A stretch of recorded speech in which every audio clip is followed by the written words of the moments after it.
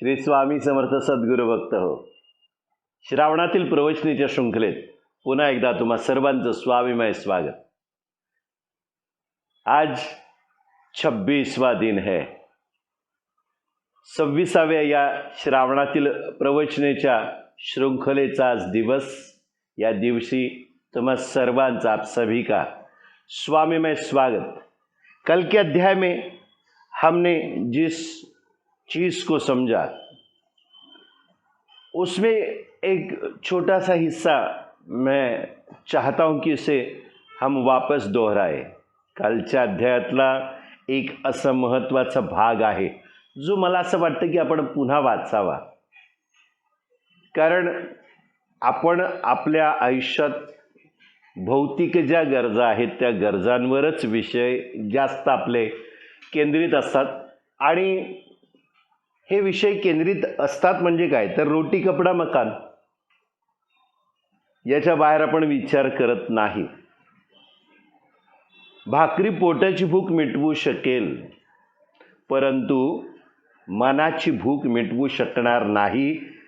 मानसिक भूक मिटवण्यासाठी मनाच्या तळाचा विचार केला पाहिजे.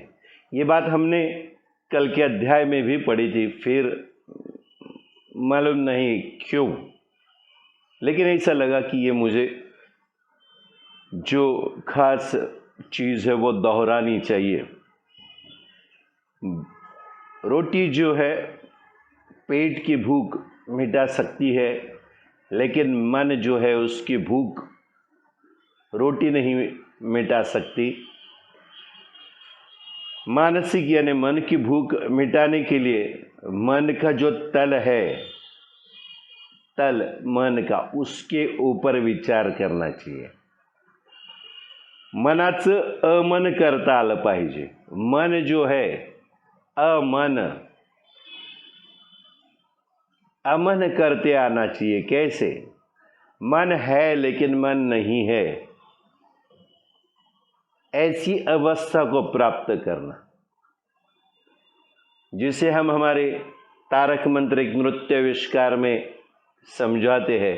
विभूति न मन नाम ध्यानादि तीर्थ. इसमें न मन मतलब मन की ऐसी अवस्था को प्राप्त करना कि मन है फिर भी नहीं है, ऐसा समजना.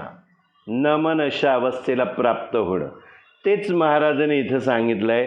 मनाचं अमन करता आलं पाहिजे. अमन मन नाही अशी अवस्था प्राप्त करता आली पाहिजे. मनाच्या आणि इंद्रियाच्या पलीकडे जाऊन अदृश्य शक्तीचं जे स्वरूप आहे ते समजावून घेतलं पाहिजे. मन और जो इंद्रिय है इनके परे जाकर एक अदृश्य शक्ति है, उसका स्वरूप हमें समझना चाहिए. ये बात मैंने वापस दोहराई क्योंकि मैं इसको आपके मन के आखिरी पटल पर, आखिरी पर्दे पर छापवाना चाहता हूँ. मैं मतलब स्वामी, मैं मतलब मैं खुद नहीं करना चाहता हूँ. ये हमारे शंकर महाराज की शायद इच्छा होगी. इस प्रवचन की श्रृंखला में अनेक अलग अलग जो बातें हुई है उसमें हमेशा कुछ नयापन रहा है. महाराज ने हमें नयापन ही दिया है. इसमें ये बात दोहरा कर अनजाने में बहुत सारी बातें महाराज हम तक पहुंचाना चाहते हैं. शायद महाराज वरून माणसासारखे वागत असत. सर्वसामान्य माणसाचा जसा पोशाख असायचा तसाच त्यांचा असायचा. महाराज जो है वो ऊपरी तौर पे अगर देखा जाए तो एक आम इंसान की तरह बर्ताव करते थे. आम जो लोग हैं वैसा ही उनका पोशाक यानी उनके कपडे होते थे. रस्त्याने चालत जायचे, कोणाच्याही घरी गेले कि स्वतः काम करायचे, पैदल चल के जाते थे. और किसी के भी घर में अगर वो गए तो उनके घर में वो काम करते थे, स्वतः चहा बनवून इतरांना देत, परंतु आतून सारं सायुज्य प्रकट झालं होतं. खुद चाय बना के अपने हाथों से लोगों को पिलाते थे, लेकिन अंदर से पूरा जो सायुज्य है वो प्रकट हो चुका था। सायुज्य यानी क्या?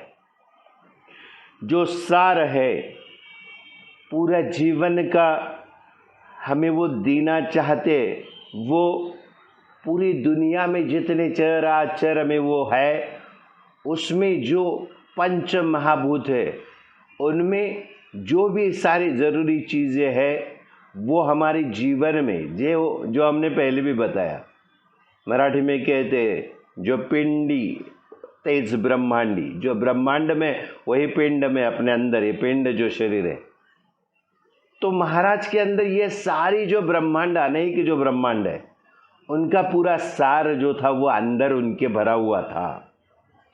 महाराज भाविकांना सांगत, तुम्ही वरून साधू बनण्याचा प्रयत्न करू नका, साधू आतून बनण्याचा प्रयत्न करा। ये जो हमने थोड़ी देर पहले अमन या न मन की अवस्था को धारण करने की बात की, कालच्या अध्यायातला जो भाग आपण वाचला, मनाची अवस्था कशी साध्य करायची। महाराज क्या भाविकों को कहते थे, आप ऊपरी तौर पे सिर्फ साधु बनने का प्रयत्न मत कीजिए, अंदर से साधु बनने की कोशिश कीजिए। साधु मतलब मैंने जैसे पहले बताया, सही जो साधना में लिप्त है वो साधक यानी साधु। साधुत्व जो है, वरून साधुत्वाची भूमिका प्रकट होऊ लागली की आंतरिक सदाचाराकडे दुर्लक्ष होतं। ऊपरी तौर पर साधुत्व हम जताने लगे तो हमारे आंतरिक जो सदाचार है, अच्छे विचार, सदाचार, अच्छे आचार, अच्छे उच्चार जो है, उसके ऊपर हमारा ध्यान हट जाता है, उसके ऊपर से दुर्लक्ष होऊन जातं पूर्णपणे। वरून सामान्य माणसासारखे दिसायचे आणि आतून मात्र साधुत्व पूर्णपणे प्रकट करायचे। कैसा हमें होना चाहिए? महाराज क्या बता रहे हैं? ऊपर से आम आदमी की तरह दिखना चाहिए, अंदर से जो है साधुत्व, अंदर साधुत्व पूर्णतः प्रकट करके रखना है। वरचा रंग बदलता येणे शक्य है, ऊपरी तौर पे जो रंग है ये बदलना आम तौर पे सहजता से हो सकता है। अनेक साधकांच्या द्वारे बाह्य शरीराला आपण रंगीबिरंगी बनवू शकतो। अनेक जो साधन है उनके द्वारा, अलग अलग साधन, अनेक साधनांच्या द्वारे बाह्य शरीराला आपण रंगीबिरंगी बनवू शकतो। अपने शरीर को बाह्य तौर पे अनेक जो साधन है उससे कलरफुल यानी रंग बिरंगा बना सकते हैं, परंतु पारमार्थिक साधना द्वारा, परंतु पारमार्थिक जो साधन है उसके द्वारा आंतरिक गोष्टींना भगवंताचे रंगात रंगून टाकणे हे अत्यंत महत्त्वाचे आहे। कौन सी बात हमारे जीवन में महत्व रखती है? जो पारमार्थिक साधन है उसके द्वारा अंदर से, अंदर की जो चीज है उनको भगवत के रंग में रंगा देना, ये बहुत जरूरी है। जगातील सर्व साधु संतांचा विचार केला, पूरी दुनिया में जितने साधु है, अगर उनके बारे में अगर सोचने गए तर असे दिसून येते की त्या काळात जो पोशाख होता तो ते घालत होते। अगर ये जो साधु है उनके बारे में, अगर हम उनके बारे में सोचना चाहेंगे, उनके बारे में हम मतलब देखना चाहेंगे उनके तरफ, तो उस समय में, उस काल में जो पोशाक यानी जो कपड़े हुआ करते थे वो ही वो पहनते थे। मुद्दम साधूचा पोशाक अंगावर चढ़वत नव्हते। जो साधु पहनते थे उस जमाने में वही उनका पोशाक हुआ करता था। लेकिन हम क्या करते? हम अनुकरण करते, हम देखते और वैसा बनने की कोशिश नहीं करते। सिर्फ ऊपरी तौर पे हमें उनके जैसा दिखना, यही साधुपन है ऐसा लगता है। यहाँ पे समाज के जो रीति रिवाज है, जैसे होते थे वैसे ही वो अपना बर्ताव करते थे। वो उनका पोशाक भी वैसे ही होता था उस जमाने में जो होना चाहिए, और वो समाज के रीति रिवाज जैसे थे वैसे ही वो अपना बर्ताव करते थे. आपणच साधू मानावे असे खऱ्या साधू संतना कधीही वाटत नसे. खुद को साधु कहलाना चाहिए ऐसे जो सही मायनों में साधु और संत थे उनको कभी नहीं लगता था. आपणच माणूस म्हणूनच जगावे असे त्यांना वाटत होते. उनको क्या लगता था, खुद को इंसान बन के रहना ही पसंद था. आतून जास्तीत जास्त माणुसकी ते प्रकट करत होते. अंदर से ज़्यादातर वो इंसानियत प्रकट करते थे. त्यामुळे त्यांना लोग मानत, इसीलिए लोग उनको मानते थे. आज अनेक लोक आपण साधू आहोत असे भासवण्याचा निष्फळ प्रयत्न करतात. खऱ्या साधूला देव सर्वत्र दिसत असतो, त्यामुळे त्याला सर्वांबद्दल आदर व प्रेमभाव वाटत असतो. परंतु मुद्दाम साधू बनण्याचा प्रयत्न करणाऱ्यास आपले शिष्य व आपण याशिवाय कशातच देव दिसत नसतो. आज अनेक जो लोग हैं वह हम साधु है ये जताने की कोशिश करते हैं, और जो सही मायनों में साधु है उनको जो भगवान है, देव जो है, वह सर्वत्र दिखता है. इसलिए उनको सभी लोगों के बाबत आदर और प्रेम भाव ही प्रतीत उनका होता रहता है. परंतु जानबूझ के साधु बनने का प्रयत्न जो करते हैं उनको अपने शिष्य और खुद इसके सिवाय किसी भी चीज़ में भगवान का दर्शन नहीं होता. माणूस म्हणून आपण वागू लागलो की सर्वांची मिळून मिसळून वागता येते, परंतु साधू म्हणून मुद्दाम वागू लागलो की एका उंचीवरून आपण चालू लागतो. इंसान बनकर अगर हम बर्ताव करने लगेंगे और सारे जो लोग हैं उनके साथ घुल मिलकर अगर रहने लगे तो क्या होगा, हम इंसान बनकर अगर जिएंगे तो सबके साथ हम घुल मिल कर रह सकते हैं, सगळ्यांच्या पण मिळून मिसळून राहू शकतो.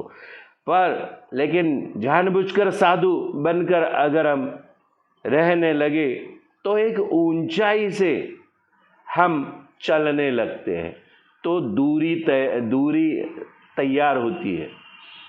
आम इंसान और साधु में दूरी, कभी उनमें घुल मिल जाना हमें आसान नहीं होता, क्योंकि हम बने हुए साधु हैं. अंदर से साधु और बाहर से आम इंसान है, तो हम आम इंसानों में मिलजुल कर और घुल मिल कर रह सकते हैं. साधुत्वाची वृत्ती ठेवून आपण माणसासारखे वागू लागलो तर आपणास फार मोठा आनंद लाभेल आणि अहंकाराचा राक्षस जवळ येणार नाही. अगर साधुत्व की वृत्ति रखकर हम इंसानों जैसे अगर बर्ताव करने लगे तो हमें बहुत बड़े आनंद की, खुशी की लहर अपने अंदर दौड़ने लगेगी, और अहंकार का जो राक्षस है वो अपने पास भी आएगा नहीं. आपल्या जवळ तो फटकणार नाही, म्हणजे जवळ येणारच नाही अहंकाराचा राक्षस. महाराज ने ये जो कुछ बताया है वो हम जिस स्पीड से रोज़ आपको बताते हैं उससे कई गुना ज़्यादा स्पीड हमने कम कर दी. आज जानबूझ के हमने किया. क्यों? क्योंकि ये बात हमें उसी तल पर लेके जानी है. हमारा जो मन है उसका न मन या अमन अवस्था को प्राप्त करने के लिए ये साधु वृत्ति हमारे अंदर आनी ज़रूरी थी. इसीलिए हमने आज जानबूझकर ये प्रवचन जो शुरुआत की हमने उसका स्पीड जो उसकी जो रफ्तार है त्याचा जो स्पीड त्याचा जो वेग आहे आम्ही कमी ठेवला.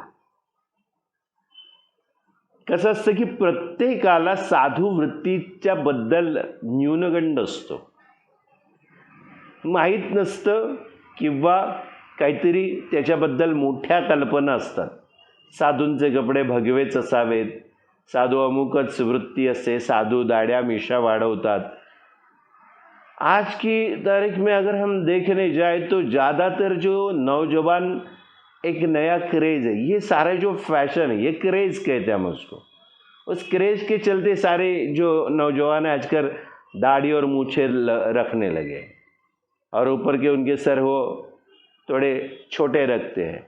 पहले ज़माने में दाढ़ी मूछ कुछ नहीं होती थी, ऊपर जो हिप्पी जो होते हैं उनके जैसे बाल बड़े बड़े रखते थे। सारे जो ट्रेंड है ये ट्रेंड के अनुसार चेंज होता रहता है, लेकिन ये बाह्य स्वरूप है। साधु जो है या कोई भी दाढ़ी मूछ रखना मतलब क्या है? दाढ़ी मूछ रखना मतलब सही मायनों में वैराग्य का लक्षण है। वैरागी जो होता है उनकी दाढ़ी और मूछें रहती है। हमें कैसे जीना चाहिए? हमें अंदर से वो अपने अंदर उतारना है।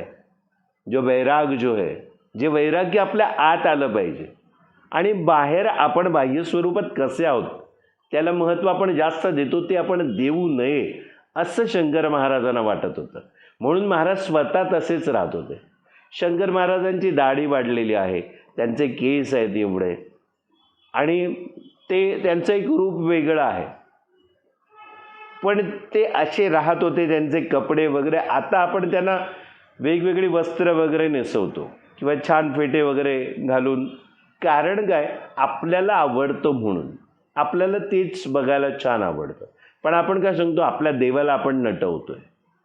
पण देव जेव्हा या भूतलावर अवतरित होते, आपले शंकर महाराज होते, स्वामी होते, गजानन महाराज होते, साईबाबा होते, कलावती आई होत्या, साटम महाराज होते, असे किती यती स्वरूप या भूतलावर अवतरित होते. पण ते स्वतःच्या कपड्यांवर किंवा स्वतःच्या राहणीमानावर विचार करतच नव्हते. त्यांच्या अंतस्थ जी ब्रह्मांडाची शक्ती आहे आणि जी आध्यात्मिकतेची शक्ती आहे, जे परम ईश्वर आहेत, ते त्यांचा जो ज्ञानाचा स्रोत आहे, त्याने प्रकाशमान दिसत होते ते. मग बाह्य स्वरूपावर ते लक्ष देत नव्हते. आपल्याला किमान साधू वृत्ती म्हणजे काय, साधकाने कसं असावं एवढं माहीत असलं तरी पुरे आहे. नंतर आपण ते स्वतःच्या अंगात ते बाणवणार आणि मग आपण पुढे जाणार. नुसतं वाचून चालणार नाही, नुसतं ऐकून चालणार नाही. सिर्फ श्रवण ध्यान या वाचन ध्यान जो है ये ज़रूरी नहीं है सिर्फ सुनना और छोड़ देना. अपने जीवन में उसको उतारना पड़ेगा. ये जो साधु वृत्ति मतलब एक साधक ने कैसे रहना चाहिए, साधना करताना या साधकाला कसं असावं हे महाराजांनी व्यवस्थित सांगितलेलं आहे. आगे बढ़ते हैं. फलटणचे श्री गोविंद स्वामी उपळेकर हे एक अधिकारी सत्पुरुष, एक अधिकारी सत्पुरुष कहा गया है. सत्पुरुष जितने जो सत्पुरुष है, जो यति स्वरूप है, ये इनको एक अधिकार होता है, क्योंकि ये पूरा ब्रह्मांड के वो नायक, इस पूरे ब्रह्मांड के वो नायक है. तो वो नायक है, राजा है, वो सब कुछ है, राजाधिराज योगीराज है, उनका एक अधिकार होता है. वैसे यहाँ पे जिनकी अभी बात हो रही है, ये फलटण जो है महाराष्ट्र में, उसमें श्री गोविंद स्वामी उपळेकर ये जो है एक अधिकारी पुरुष थे, सत्पुरुष थे. पुण्यामध्ये मेहेंदळेवाड्यात महाराजांच्या कृपेने भजन, प्रवचन, कीर्तन आणि नामाचा जयघोष निनादत असे. हमने पहले भी इस बारे में पढ़ा है कि पुणे में मेहेंदळेवाड़ा जो है वहाँ पे महाराज की ही कृपा से भजन, प्रवचन, कीर्तन और नाम घोष, जय घोष हमेशा उधर होता रहता था. एक दिवशी श्री गोविंद स्वामी उपळेकर ही मेहेंदळेवाड्यात आले होते. एक दिन ये जो हमारे श्री गोविंद स्वामी उपळेकर है, ये भी मेहेंदळेवाड़ा में आए थे. त्यावेळी श्री शंकर महाराज व त्यांची भेट झाली. उस वक्त क्या हुआ, श्री शंकर महाराज और गोविंद स्वामी की भेट हो गई. एकमेकांच्या भेटीने दोघांनाही खूप आनंद झाला. एक वाकया बताया है. एक दूसरे की जब उनकी भेंट हुई तो उनको आनंद प्रतीत हुआ एक दूसरे को मिलने के बाद. एक यति स्वरूप दूसरे यति स्वरूप, एक सत्पुरुष दूसरे सत्पुरुष को मिलता है. एक यति पुरुष जो आहे किंवा एक सत्पुरुष आहे ते दुसऱ्या यति पुरुष किंवा सत्पुरुषाला भेटतात. दोन शक्तीचं मिलन होतं. का होत असेल, क्यों होता होगा? ये मेहेंदळेवाड़ा है जो महाराज ने पहले ही पावन करके रखा है. अच्छी अच्छी बातें वहाँ पे हमेशा होती रहती है, भजन, कीर्तन, प्रवचन. तो वहाँ पे महाराज खुद जाके बैठते हैं, उस जगह को पावन करते हैं. लेकिन कुछ ऐसे यति स्वरूप हो या सत्पुरुष जो है वो भी वहाँ पे आकर हाजिरी लगाते हैं और उस जगह को और उजागर करते. त्या जागेला अजून पावन करण्याचा एक घाट घातला जातो. हे फार महत्त्वाची गोष्ट असते. म्हणून अशी लोक येतात अशा ठिकाणी, त्यांची भेट होते. भेट झाल्यावर त्या शक्तीला सुद्धा तिथून एक नवीन स्रोत मिळतो, ऊर्जा मिळते आणि या जागेला सुद्धा त्यांच्याकडून एक ऊर्जा मिळते. ही ऊर्जेचं घेवाण देवाण असतं. अंदर जो उनकी ऊर्जा होती है उनका लेन देन होता है. श्री शंकर महाराज जागोजागी जाऊन उत्सव करत असत. अज्ञातात झोपलेल्या माणसांना जागे करण्यासाठी, अज्ञानात क्षमा करा, अज्ञानात झोपलेल्या माणसांना जागे करण्यासाठी हा प्रयत्न असे. श्री शंकर महाराज जगह जगह जाकर उत्सव करते थे. उत्सव क्यों करते थे मैंने पहले ही बताया. उत्सव करने से क्या होता है, उत्सव प्रिय हम जो लोग हैं, हम ज़्यादातर जो लोग कैसे उत्सव प्रिय, हमें उत्सव ज़्यादा पसंद है. कुछ तो होना चाहिए, त्यौहार होना चाहिए, कुछ तो घटना चाहिए. ये उत्सव करने से ज़्यादातर लोग उधर आएंगे. उत्सव जगह जगह महाराज करते थे, उधर लोग इकट्ठा होंगे. फिर उनको क्या दे रहे हैं, उनको पारमार्थिक देन जो है, परमार्थ का प्रसाद महाराज दिया करते थे. तो एक इकट्ठा हो गए सब लोग वहाँ पे, तो एक जमघट हो गया, एक ग्रुप मिळाला, एक समूह मिळाला माणसांचा. त्या माणसांवर तिथे त्यांच्यावर सद्विचारांचे संस्कार करायला उत्सव करत असत महाराज. जो अज्ञान की नींद में लिपटे पड़े हैं उनको जगाने के लिए ये महाराज सारे उत्सव का प्रयत्न, उत्सव करने का सब जो उत्सव करते थे वो एक प्रयत्न है. जो अज्ञान में सोए हुए लोग हैं उनको जगाने का वाशिम या गावी महाराजांनी मोठा उत्सव आयोजित केला. वाशिम जो है वहाँ पे महाराज ने एक बहुत बड़ा उत्सव का आयोजन किया. ज्ञानेश्वरी, दासबोध, गुरुचरित्र व एकनाथी भागवत यांचे पारायण करण्याचे निश्चित झाले. महाराज ने यहाँ पे क्या किया, एक बहुत बड़ा उत्सव आयोजित किया. उत्सव मतलब बहुत बड़ा क्यों है, हम बहुत बड़ा सोचेंगे मतलब बहुत खाने होंगे, बहुत सारी चीज़ें उधर मिलेंगी लोगों को, तो ये खाने ज्ञान का खाना होगा. वो हे वेगवेगळ्या प्रकारची पंचपक्वान्न इथे महाराज लोकांना देणार या उत्सवात. म्हणजे काय देणार, महाराजांनी बघा काय केलंय, ज्ञानेश्वरी, दासबोध, गुरुचरित्र और एकनाथी भागवत. भागवत कौन सा, एकनाथ महाराज ने जो बताया वो, ये जो 4 ग्रंथ जो है इनका पारायण करने का महाराज ने निश्चय किया. एक के साथ सारी चीज़ों को उन्होंने मिला दिया. इससे कहते हैं कि गोपाल काला, जो ज्ञान का काला बना दिया. सारे जो अलग अलग स्रोत है उनको इकट्ठा किया, सारे अलग अलग ग्रंथों का पारायण. वाशिमचे मन्नासिंग ठाकूर यांची मोठी जागा होती. श्री ठाकूरही महाराजांना मानत होते. अनेक भक्तांना महाराजांनी उत्सवाची सूचना दिली. गावातील सर्व भाविकांना निमंत्रणे देण्यात आली. वाशिम के जो मन्ना सिंह ठाकुर थे उनके पास बहुत बड़ी जगह थी और जो ठाकुर है वह भी महाराज को मानते थे. अनेक भक्तों को महाराज ने इस उत्सव की सूचना दे दी. गांव में सारे जो भाविक है उनको निमंत्रण दिया गया. अनेक भाविक एकत्र आले, अनेक भाविक जो है एकत्रित हुए. ज्ञानेश्वरी, दासबोध, गुरुचरित्र और एकनाथी भागवत का पारायण शुरू हो गया. अनेक भाविक श्रद्धेने एकत्र आले होते. भजनाचे, प्रवचनाचे, कीर्तनाचे कार्यक्रम होत होते. अनेक जो भाविक है श्रद्धा के साथ एकत्रित हुए थे. भजन, प्रवचन, कीर्तन का जो कार्यक्रम चल रहा था, सारा गांव भक्ति भावात रंगून गेला.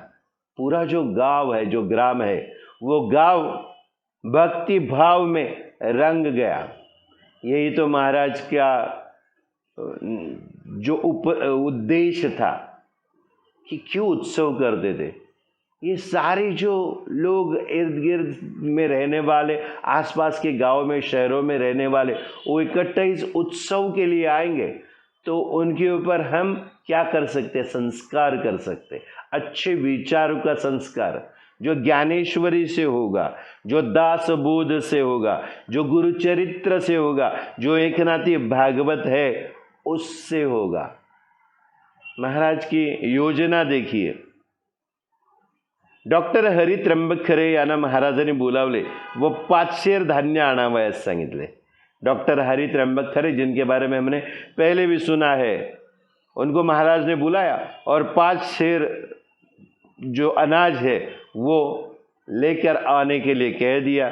डॉक्टर खरे ने 2-3 प्रकारचे धान्य 5-5 शेर आणून महाराजांना दिले। सिर्फ 5 शेर, जो ये शेर मतलब पहले ज़माने में किलो वगैरह ये सब नहीं होता था। शेर मतलब वो वजन करने का एक तरीका, नापणे का एक तरीका। तर शेर, सवा शेर वगैरे या सगळ्या गोष्टी आपण ऐकतो। तर 1 शेर, पायली वगैरे असे वेगवेगळे प्रकार पूर्वी धान्य मोजण्यासाठी असायचे। तर 5 शेर मागितले। तर डॉक्टर खऱ्याने काय केलं, 2-3 प्रकारचे धान्य 5-5 शेर आणून दिले। अलग अलग 2-3 प्रकार का जो धान्य है वो महाराज को ये डॉक्टर खरे जो है उन्होंने 5-5 शेर ला के दिया। श्री शंकर महाराज यांनी एका खोलीत ते धान्य ठेवले। महाराज ने क्या किया, एक जो दालन था, एक जो रूम थी, उसमें ये जो अनाज है वो रख दिया। खोलीचे दार लावून घेतले। वो जो दालन था, जो रूम था, उसका दरवाज़ा बंद करके लिया आणि डॉक्टर खरे यांना कोणालाही आत सोडू नका असे सांगितले। डॉक्टर खरे को बोला किसी को भी अंदर नहीं छोड़ना है। आतमध्ये महाराजांनी अन्नपूर्णा देवीची पूजा केली। पूजा आटपून महाराजांनी दार उघडले। अंदर जाकर महाराज ने क्या किया, अन्नपूर्णा देवी जो है उनकी पूजा की और पूजा संपन्न करने के बाद महाराज ने उस रूम का, उस घर का द्वार खोल दिया। उत्सवाच्या शेवटच्या दिवशी सर्व भाविकांना प्रसादासाठी बोलावले होते। महाराजांनी पूजा केलेल्या 5-5 शेराच्या धान्याचा स्वयंपाक केला। उत्सव के आखिरी दिन सारे जो भाविक है उनको प्रसाद देने वाले थे महाराज, इसके लिए उनको बुलाया था। आखिरी दिन पे महाराज ने पूजा की करके जो 5-5 शेर जो अनाज था वो पकाया और वो पकाने के बाद क्या हुआ, या स्वयंपाकावर अंदाजे 5000 माणसे भोजन करून तृप्त झाली।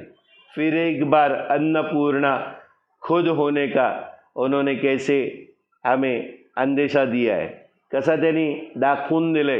अन्नपूर्णा देवी सुद्धा त्यांच्या आत होते। अन्नपूर्णा देवीची त्यांनी आतमध्ये त्या रूममध्ये बसून, त्या दालनात, त्या खोलीमध्ये बसून महाराजांनी अन्नपूर्णा देवीची पूजा केली। म्हणजे काय केली, फुलं उधळली, हळद कुंकू वगैरे नाही, अन्नपूर्णा देवी त्यांच्या आतच होती, तिला जागृत केली। 5-5 शेर, 2-3 प्रकारची धान्य तिथे होती। त्या धान्यावर त्यांनी पूजा केली। उत्सवाच्या शेवटी सर्व भाविकांना बोलावलं होतं। महाराजांनी स्वतः त्या धान्याचा स्वयंपाक केला। खुद महाराज ने रसोई पकाई और हा जो स्वयंपाक झाला होता, या स्वयंपाकावर अंदाजे 5000 माणसे भोजन करून तृप्त झाली। इतने कम अनाज के ऊपर 5000 लोग भोजन कर तृप्त हो गए। इसे कहते अन्नपूर्णा देवी का प्रसन्न होना। श्री शंकर महाराजांनी सर्वांना भोजन दिले। सर्वांचं भोजन झाल्यावर त्यांनी डॉक्टर खरे यांना भोजन करावयास सांगितले। शंकर महाराज ने सबको भोजन दिलाया और सबका भोजन होने के बाद उन्होंने डॉक्टर खरे जो है इनको भोजन करने को कहा। महाराजांच्या आज्ञेप्रमाणे डॉक्टर खरे यांनी भोजन केले।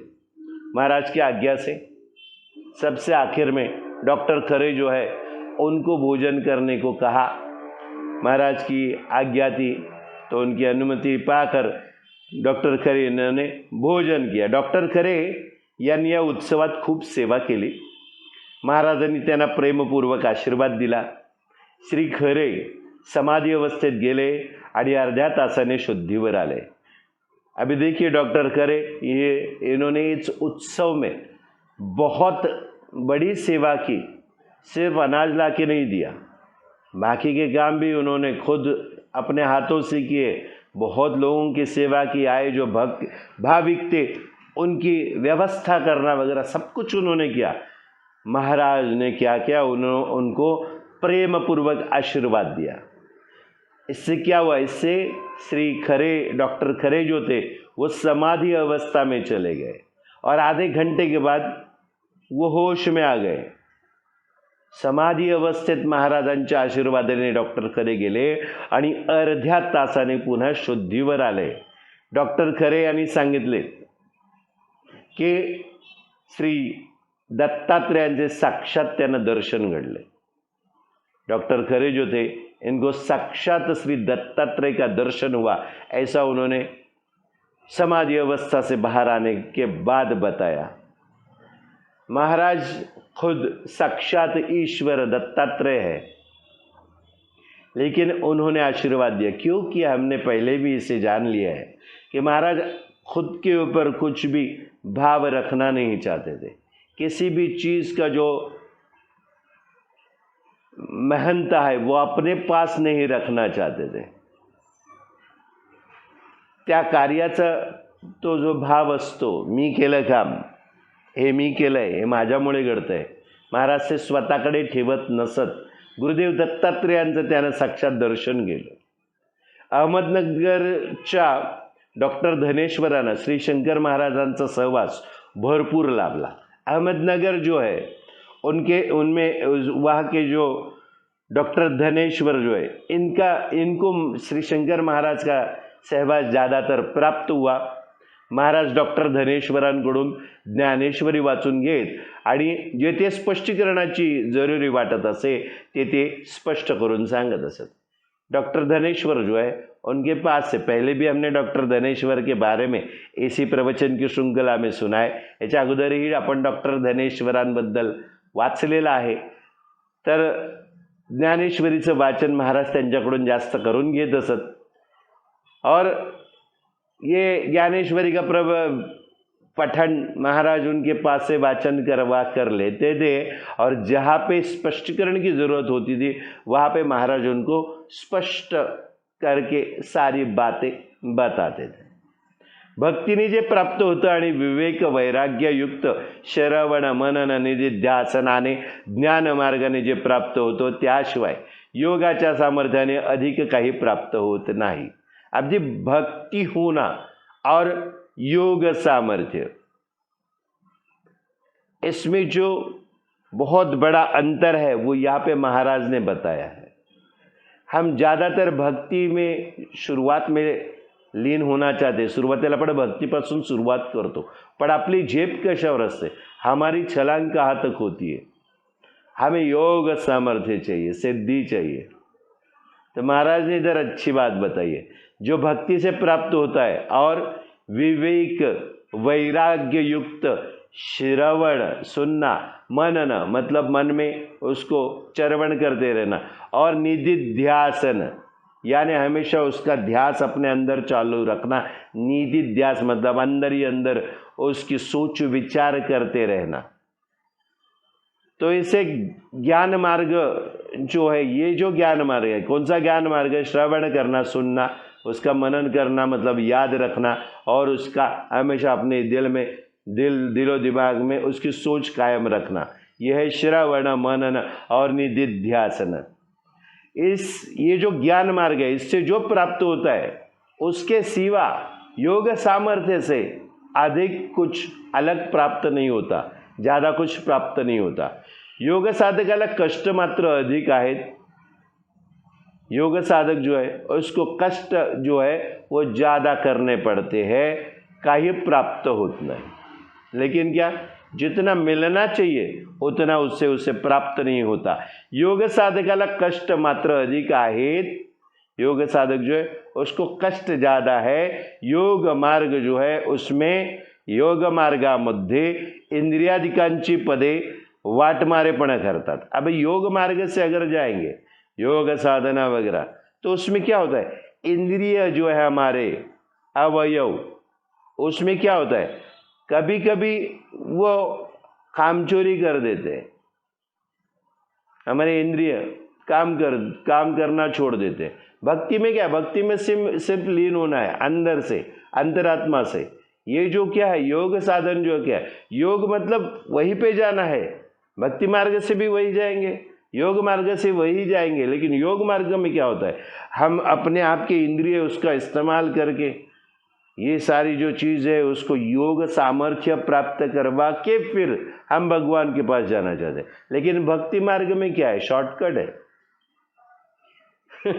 भक्ति मार्ग से क्या है, शॉर्टकट है। हम ऐसा नहीं खाते, सीधा ऐसा खा सकते हैं। ये घूम के जाना पड़ता है, बहुत तकलीफ होती है उल्टे हाथ खाने से। इथे तेच सांगितलेलं आहे। अभी योग साधक जो है उसको क्या करना पड़ता है, उसमें जो इंद्रिय है वो बीच में कामचोरी करती है, ते वाटमारेपणा करतात। योग साधक आपणास उच्च पद मिळावे म्हणून प्रयत्न करतो। बताया ना, योग साधक क्या करता है, खुद को उच्चतम पद प्राप्त करने के लिए ये सारी योग साधना करता है। योग मार्गाने वाटचाल केल्यामुळे काही सिद्धी प्राप्त होते आणि त्यामुळे समाधी अवस्था लांब राहते। अभी योग मार्ग जो है उसमें अगर सफ़र करने जाएंगे, वहाँ से उस मार्ग पर चलने जाएंगे तो कुछ सिद्धियाँ प्राप्त हो जाती है। और उसमें क्या होता है, जो समाधि अवस्था, जो भक्ति में लीन होने के बाद भाव समाधि या सहज समाधि जिसे कहा गया है, वो जो प्राप्त होती है, सहज समाधि मतलब क्या, सहजतेने प्राप्त होणारी, काही जद्दोजहद, काही योगा साधना वगैरे करायची गरज नाही, सहज सिद्धी आहे खरं तर ती साधना जी आहे भक्तीने केली आणि योग साधनेने केली, यात फरक काय आहे, इथे सिद्धी प्राप्त होतात पर समाधि अवस्था लांब रहते। समाधि की अवस्था पाना बहुत ज़रूरी है और वो दूर रह जाती है। काम क्रोधांचे उपद्रव अनेक प्रकाराने उठाव करतात। अभी काम क्रोध ये सारी जो चीज़ है, क्या होता है, अभी और अच्छी तरीके से मैं आपको समझाता हूँ। जो नामस्मरण जाप करता है, जे नामस्मरणाने जप करतात ते फार महत्त्वाचं असतं। आपण ध्यान धारणा हे करायला लागलो, समजा योगासनं वगैरे आहेत, किंवा आपण ध्यान करायला लागलो ध्यान अवस्थेत, तर काय होतं, मी ध्यान करतो, मैं ध्यान करती हूँ, मी हे करतो, मी हे करते, माझं असं चाललंय, माझी योगासनं करते वगैरे, याच्यात काय होतं, याच्यात अहंकार येतो। पण म्हणून आम्ही काय सांगतो, हे पण जरुरीचं आहे, ते पण जरुरीचं आहे, दोन्ही एकत्र करा। जर तुम्ही ध्यान धारणा वगैरह करत असला, सिर्फ ध्यान धारणा वगैरह कर रहे हैं, तो आप में अहंकार की भावना आ जाएंगी कि ये ध्यान धारणा मैं करती हूँ, मैं करता हूँ। तो ये जो मैं यानी अहंकार आया, तो क्या करना चाहिए, उसके साथ नामस्मरण भी जोड़ देना चाहिए। यानी भक्ति मार्ग को छोड़ना नहीं है। भक्ति मार्ग को पकड़ के रख के अगर आप योग साधना अभ्यास करेंगे तो बहुत अच्छी बात है। लेकिन सिर्फ योग साधना से आप में अहंकार बढ़ेगा, मैं आ जाएगा, ये शरीर मैं हूँ, ये सब मैं करता हूँ। ये जो इंद्रिय है जो हमारे, वो इसके हमारे जो हम क्या पाना चाहते हैं आखरी तौर पे, शेवटी आपल्याला काय भगवंताला प्राप्त करायचं आहे, पण तो लांबच राहतो, समाधी अवस्था लांब राहते। काम क्रोध जो है वो उपद्रव करने लगते हैं। निराकार ब्रह्माबरोबर साकार शरीराला लढवावे लागते। निराकार जो ब्रह्म है, निराकार जिसको आकार नहीं है, वो निराकार ब्रह्म है, उसको पाना है हमें। तो उसको साकार करने के लिए, उस अपने जीवन में लाने के लिए हमें शरीर जो है उसको लड़ाना पड़ता है, उसको अखाड़े में उतारना पड़ता है। आहार विहारांचे नियम काटेकोरपणे पाळावे लागतात। ये जो योग साधना है, इसमें सारी चीज़ें क्या है, निराकार ब्रह्म जो है उसके साथ साकार शरीर है, उस शरीर अवयव के साथ जो शरीर मिला है उसको लड़ाई करनी पड़ती है। और आहार विहार इनका जो नीति नियम है वो बहुत कठोरता से उसको पालन करना पड़ता है, परंतु भक्ती सात्विक विधीचे पालन करतो. भक्त जो आहे तो सात्विक विधीचं पालन करतो. भक्त कैसा होता है? सात्विक विधि को पालन करे, शरीर जो है वो अपने आप उसके साथ बराबर मिळ जाएगा. नको म्हणून सांगितलेल्या निषेधाला दूर सारतो आणि कर्मे निष्काम बुद्धीने भगवंतास अर्पण करून कर्माची फळे जाळून टाकतो. अभी क्या है, जो उसको कहा कि नहीं करना है, नको म्हणून सांगितलेल्या निषेधाला, जो नहीं करना चाहिए वो निषेध जो किया है उसको, वो निषेध जिसको करना है वो सारी चीज़ें दूर कर देता है. और कर्म जो है उसको वो कैसा करता है? निष्काम, कुछ भी नहीं पाने के लिए कर्म करता है और उस बुद्धि से भगवान को सारा अर्पण करता है. और जो कर्म का फल मिलना है उसको भी वो जलाकर राख कर देता है. यानी क्या? भगवान के चरणों में अर्पण किया है, कर्म भी मैं नहीं कर रहा हूँ, कर्म का फल भी मुझे नहीं चाहिए, मुझे सिर्फ भगवान चाहिए. ये भक्ति भाव है. भक्ति किसे कहते हैं? जो भगवत को प्राप्त करने के लिए जो की जाती है. आसक्ति जो है, आसक्ति को भगवान के साथ जोड़ दिया. भगवान और आसक्ति इसको एक कर दिया तो भक्ति, भगवान को पाने की आसक्ति पॉजिटिव हो गया, सकारात्मक दृष्टिकोण हो गया. सिर्फ आसक्ति होगी तो फिर भौतिक चीज़ों की तो भुक्ति हो जाएगी. भौतिक चीज़ों की आसक्ति भुक्ति कहलाती है. जो चाहिए बस भोगना है. और भक्ति मतलब क्या? भगवान की आसक्ति. भुक्ति जो है नकारात्मक दृष्टिकोण से देखा जाए तो भक्ति क्या है? सकारात्मक दृष्टिकोण. अंग्रेजी में जिसे पॉजिटिव और नेगेटिव वो जानना हमें जरूरी आहे. आपल्याला हे कळणं फार महत्त्वाचं आहे. तर या नियमांचे काटेकोर पालन करायची गरज नाही आहे. सात्विक विधीचं पालन करायचं, सिर्फ सात्विक विधि का पालन करना है. इसमें और क्या है? भक्ताच्या कायिक वाचिक मानसिक सामान्य क्रियांना भगवंता वाचून दुसरी धाव नसते. यहाँ पे सब कुछ भगवान को अर्पण किया है. भगवान का कायिक मतलब शारीरिक, वाचिक मतलब जो वाचा से है, और मानसिक मतलब मन जो है, उसकी जो सामान्य क्रिया होती है ना वो सब भगवान की तरफ दौड़ लेती है. उसके सिवा दूसरा कुछ भी नहीं होता है. ज्ञान योगी व अष्टांग योगी यांना जे फळ प्राप्त होतं तेच फळ कष्टापासून भक्ताला देवच देतो.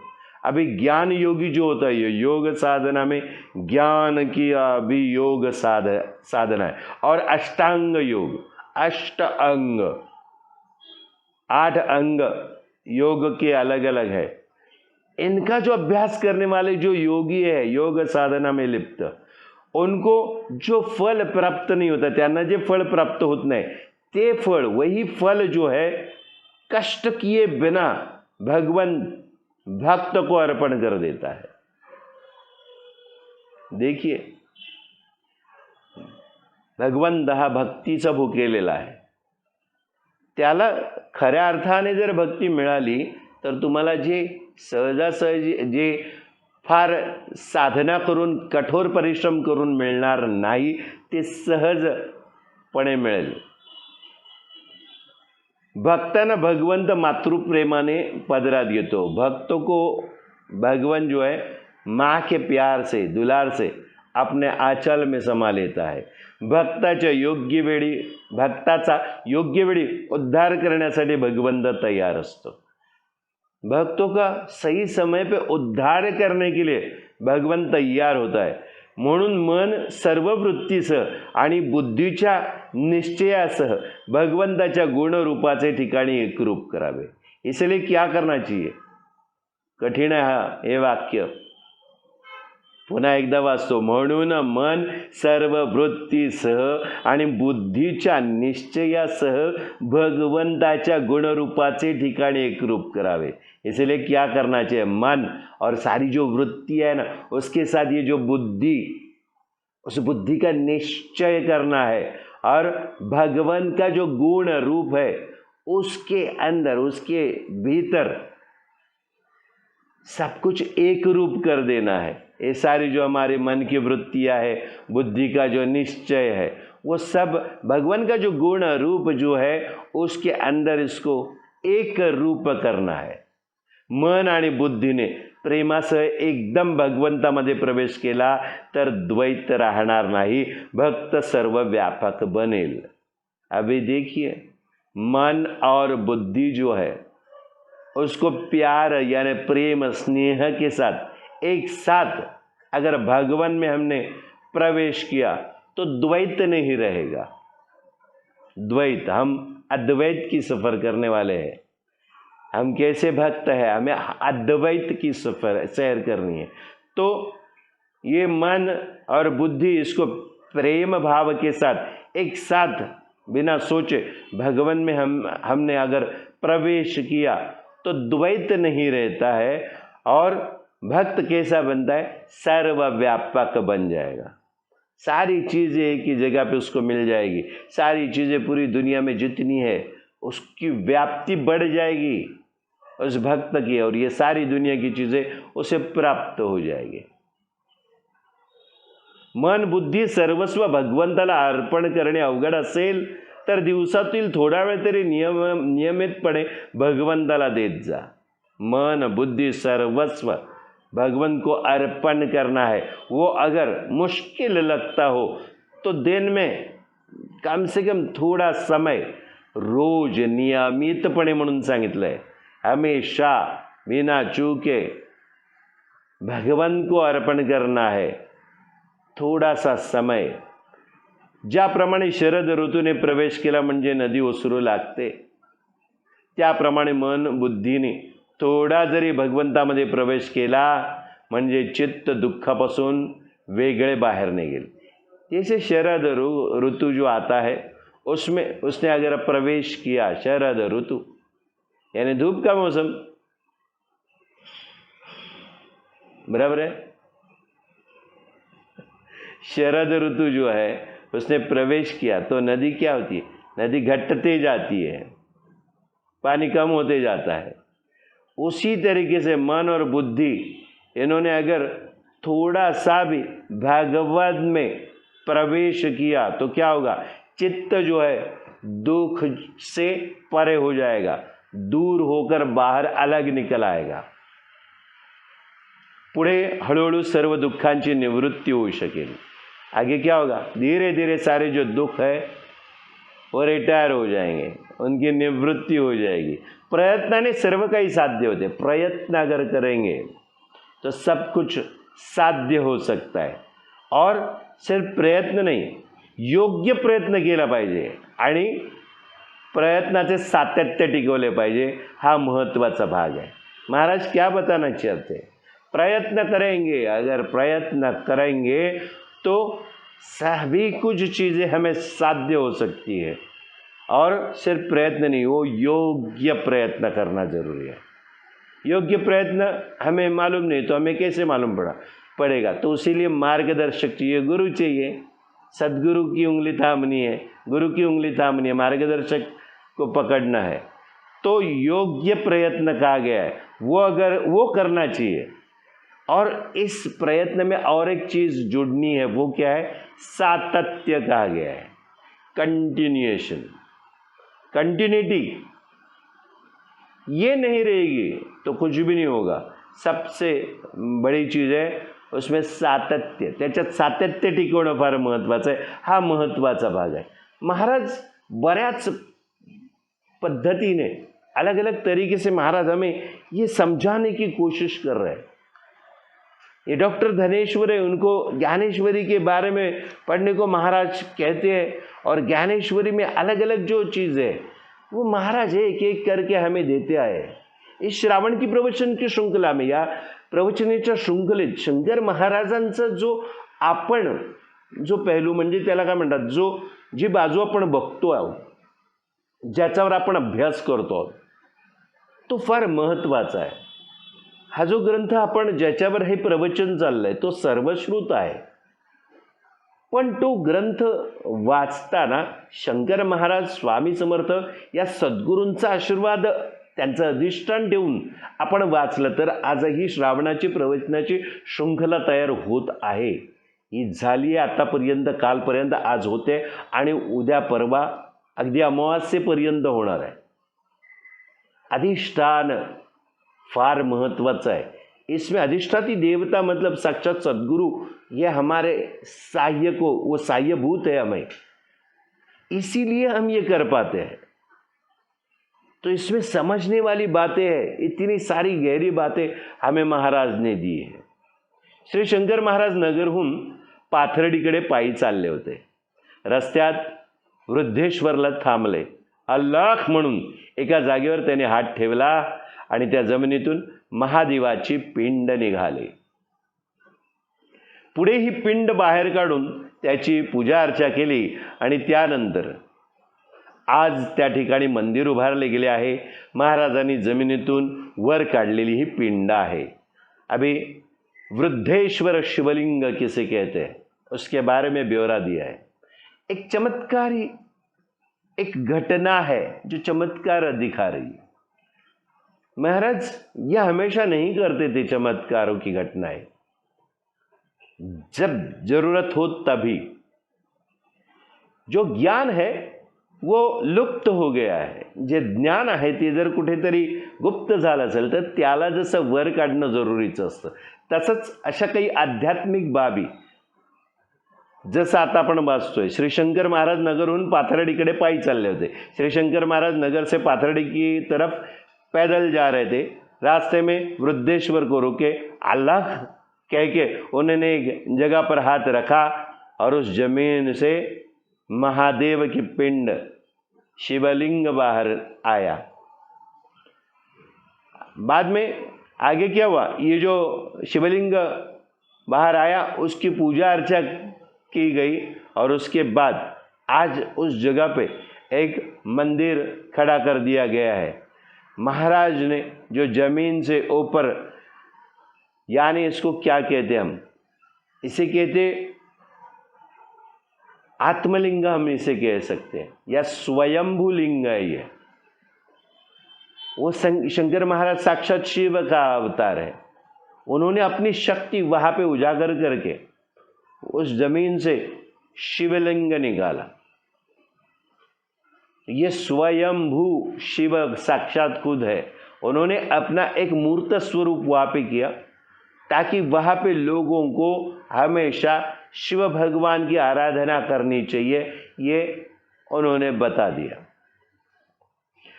महाराज नाशिकला आले. एके ठिकाणी काही मंडळींनी त्र्यंबकेश्वरला जाण्याची तयारी चालू केली होती व पुढे गहनीनाथाच्या यात्रेला जाऊन दर्शन घ्यावे अशी त्यांची योजना होती. महाराज नासिक में आए. एक जगह पे कुछ जो लोग थे वो त्र्यंबकेश्वर जाने की उनकी तैयारी चल रही थी और आगे वो गहनीनाथ जो है उनकी यात्रा में जाकर उनका दर्शन लेना है, ऐसी वो योजना बना रहे थे. ज्ञानदेवांचे गुरु निवृत्तीनाथ, निवृत्तीनाथांचे गुरु गहनीनाथ, गहनीनाथांचे गुरु मच्छिंद्रनाथ व मच्छिंद्रनाथांचे गुरु आदिनाथ, निवृत्तीनाथांचे गुरु गहनीनाथ यांचे त्या ठिकाणी जाऊन दर्शन घेऊन यावे असा कार्यक्रम काही भक्त मंडळींनी आखला होता. अभी यहाँ पे जो लोग हैं उन्होंने निवृत्तीनाथ जो है उनके गुरु गहनीनाथ, वो जिस जगह पे है उनका स्थान, वहाँ जाकर वो दर्शन लेकर आना चाहते थे, ऐसा उन्होंने एक कार्यक्रम आयोजित किया हुआ था. यहाँ पे एक ब्यौरा दिया आहे. या ठिकाणी काही महत्त्वाच्या गोष्टी सांगितल्यात.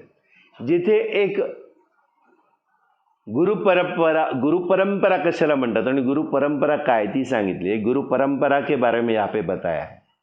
जहाँ पे ज्ञानदेव जो है हमारे, जिन्होंने ज्ञानेश्वरी हमें दी, एक महान ग्रंथ, वह ज्ञानेश्वर जो है उनके गुरु, उनके बड़े भाई निवृत्तीनाथ है. ये निवृत्तीनाथ जो है इनके गुरु है गहनीनाथ, हमारे नवनाथ जो है उसमें से एक. और जो गहनीनाथ है उनके गुरु है मच्छिंद्रनाथ. और और वो जो मच्छिंद्रनाथ है वो आद्य आद्य नवनाथों में सबसे पहले मच्छिंद्रनाथ, और उनके गुरु जो है वो है आदिनाथ।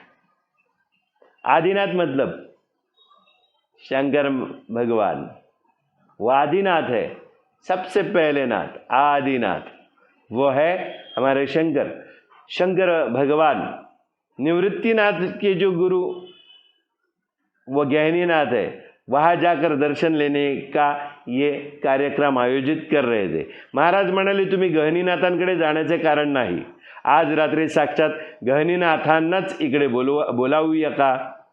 लोकांचा विश्वासच बसेना, त्या रात्री गहनीनाथांना बोलवा म्हणून सांगितले। अभी क्या है, महाराज ने कहा आप लोग गहनीनाथ महाराज के पास जाने का जो आयोजन कर रहे हैं वहाँ जाने की ज़रूरत नहीं है। आज रात को साक्षात गहनीनाथ जो है उनको ही यहाँ बुलाए क्या?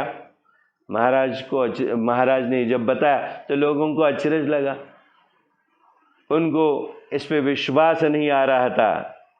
उस वक्त सब ने कहा कि रात को गहनीनाथ महाराज को यहाँ बुलाते हैं। रात्रीची वेळ झाली, महाराजांनी लोकांना 12:30 वाजेपर्यंत जागवले। रात का समय हो गया, महाराज ने लोगों को 12:30 बजे तक रात को जगते हुए रखा। रात्रि 1च्या सुमारास प्रचंड आवाज ऐकू आला। रात्रि के समय 1 बजे रात को प्रचंड आवाज सुनाई दिया। अलाख अशी मोठ्याने आरोळी ऐकू आली। अलाख जोर से आवाज आया। सर्व मंडळी तोंडावर पांघरून ओढून बसली, आवाजाने भयभीत झाली। महाराज एका खोलीत निघून गेले। एक भली मोठी नाथपंथी व्यक्ती दरवाजातून आत आली। रात्रीच्या शांत वेळी त्या व्यक्तीच्या तेजाने ती खोली भरून गेली। लोकांनी डोळे बंद करून ईश्वराचा धावा केला। आलेली व्यक्ति महाराजांच्या खोलीत निघून गेली। अभी देखिए, रात को 12:30 बजे तक सबको जगाया महाराज ने। रात को 1 बजे बहुत जोर से आवाज़ सुनाई दी, एक दहाड़ सुनाई दी, प्रचंड आवाज़, अलाख ऐसे जोर से किसी ने पुकारा और सारे जो लोग थे अपने जो बिस्तर है अपने सर पर ओढ़ कर बैठ गई। आवाज़ से भयभीत हो गए सब लोग। महाराज एक दालन में एक खोली होती, त्या खोलीत महाराज निघून गेले। उस खोली में महाराज निकल गए और उसके बाद क्या हुआ, एक बहुत बड़ी आकृति नाथपंथी व्यक्ति उस दरवाजे से उस दालन में अंदर आई, त्या खोलीत आली। अभी रात का सन्नाटा है, हर जगह पे शांत वातावरण है। उस व्यक्ति का जो तेज था उससे वो पूरा दालन, वो जो रूम था, ती जी खोली होती ती पूर्णपणे त्याच्या तेजाने भरून गेली। उसके तेज से वो पूरा जो दालन था, वो घर था, वो ओतप्रोत हो गया, भर गया। लोगों ने आँख बंद करके ईश्वर का ध्यान किया। डर गए थे सारे लोग। ये देखिए, भगवान भी दर्शन लेते हैं तो लोग डर जाते हैं, भगवान दर्शन देते हैं तभी।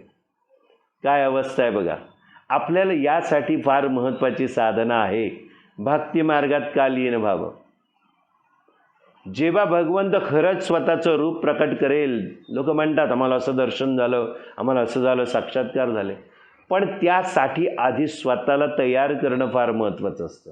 ती दृष्टी आपल्या हातात आणणं फार महत्त्वाचं असतं आणि ती भक्तीने येते, ती योग्य आराधनेने येते, योग्य साधनेने येते। आणि पुन्हा एकदा योग्य गुरु केल्याने आपल्याला मार्ग मिळतो आणि त्या मार्गदर्शनानेच आपल्याला ही दृष्टी प्राप्त होते आणि ती दृष्टी प्राप्त झाल्यावर आपण साक्षात दर्शन घेऊ शकतो। दर्शन होत नाही असं नाही, पण दर्शन झाल्यावर आपण जर डोळे बंद केले, समोर साक्षात मूर्ती उभी राहिली भगवंताची आणि आपण डोळे बंद केले तर काय उपयोग आहे? उघड्या डोळ्याने ती पाहता आली पाहिजे। यहाँ पे सारे लोग जो है ईश्वर का धावा करने लगे, आँख बंद करके। जो व्यक्ति आई थी वो पुनः महाराज जिस खोली में, जिस दालन में गए थे उसमें वो व्यक्ति वापस चली गई। पहाट झाली, सर्वजण भीतीने गांगरून गेले होते। सुबह हो गई, भोर हो गई। सारे जो भक्तगण थे वो डर से काप रहे थे. सर्वांच्या चेहऱ्यावर भीतीचा व आश्चर्याचा भाव स्पष्ट उमटला होता. सारे जो भक्तगण के गण थे उनके चेहरे पर डर का और अचरज का भाव स्पष्ट दिख रहा था. सकाळी महाराज खोलीतून बाहेर आले व सर्वांना पाहून त्यांनी विचारले, एवढे घाबरलात का? मंडळी म्हणाली, रात्री आम्ही एक अद्भुत तेजस्वी नाथ संप्रदायाचा माणूस पाहिला. अभी देखिए, सुबह महाराज अपने दालन से बाहर आए. बाहर आने के बाद उन्होंने सबको देख के पूछा, इतने क्यों डर गए आप लोग? सब लोग बोलने लगे कि रात्रि के समय एक अद्भुत तेजस्वी नाथ संप्रदाय की एक व्यक्ती हमने देखी. महाराज म्हणाले, मी तुम्हाला सांगितले होते ना, गहनीनाथांना आपल्या घरी बोलावणार आहे, पण तुम्हाला ते पटले नाही व ते येऊन सुद्धा दर्शन घेता आले नाही. महाराज ने कहा, मैंने तुमको बताया था कि साक्षात गहनीनाथा को हमारे घर पे हम बुलाएंगे, लेकिन आपको वो बात हजम नहीं हुई. वो आए और उन्होंने दर्शन भी आपको देने की कोशिश की, लेकिन आपको दर्शन लेना भी मुश्किल हो गया. तुम्हाला दर्शन घेता आले नाही, आप दर्शन नहीं ले सके.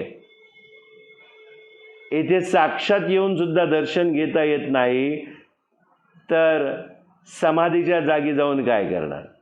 अभी देखिए, इधर साक्षात वो आए, फिर भी आपको दर्शन करना मुश्किल हो गया, उनका दर्शन आप ले नहीं सके. तो उनकी समाधि है, उस समाधि के पास जाकर आप क्या करने वाले? पहाटेपर्यंत गहनीनाथ माझ्याशी बोलत बसले होते. सुबह तक, भोर होने तक गहनीनाथ मेरे से वार्तालाप करते हुए बैठे हुए थे. साक्षात आदिनाथ है वो, उनके ही अंदर ये सारी शक्ति है. वो जिस दालन में चले गए, बाहर तो वो खुद ही आए. सबको विराट रूप उनके अंदर जो था साक्षात गहनीनाथ का, वो उन्होंने दिखा दिया. लेकिन उस वक्त लोगों की समज उतनी पुख्ता नाही थी. त्यावेळेला लोकांची जी समज आहे ती तेवढी परिपक्व नव्हती, त्यामुळे लोकांना हे कळलं नाही. आज आपण या सगळ्या प्रवचनाच्या शृंखलेमध्ये या गोष्टी एक एक करून ते धागे आपण उलगडून बघतोय, ते धागे उसवून बघतोय. तर हे अधिष्ठान असल्याशिवाय या गोष्टी आपल्याला कळणं शक्य नसतं. इथे साक्षात शंकर महाराज त्यांच्याबरोबर वावरत होते. साक्षात शंकर महाराज उनके साथ थे.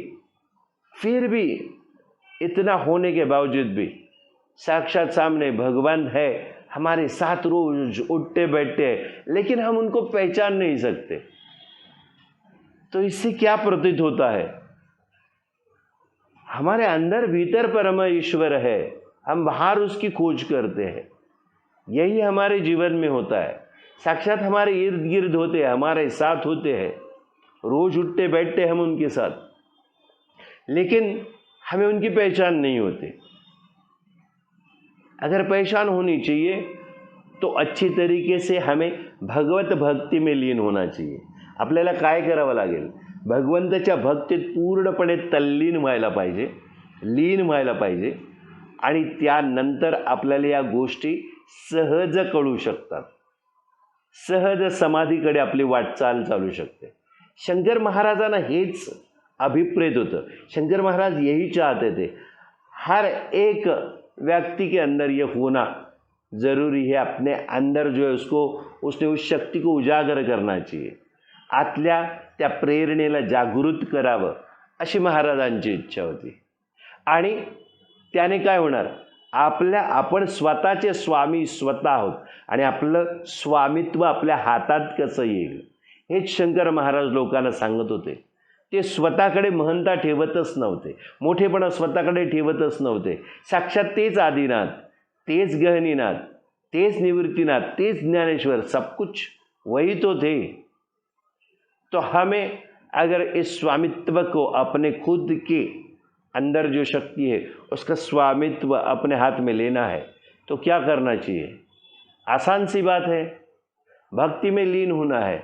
और कल इसी श्रावण की प्रवचन की श्रृंखला में वापस रात को 8 बजे हाजिर होना है. तब तक के लिए श्री स्वामी समर्थ, श्री स्वामी समर्थ, श्री स्वामी समर्थ। जय शंकर, जय शंकर, जय शंकर।